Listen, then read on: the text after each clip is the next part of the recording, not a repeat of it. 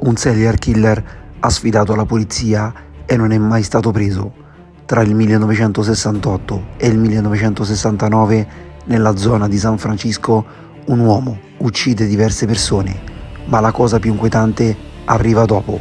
Inizia a mandare lettere ai giornali, firmandosi Zodiac.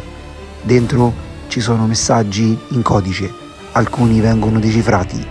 Uno dice: mi piace uccidere perché è divertente, ma altri ancora oggi sono un mistero.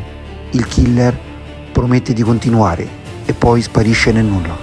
Nessun nome, nessun arresto, solo indizi e paura.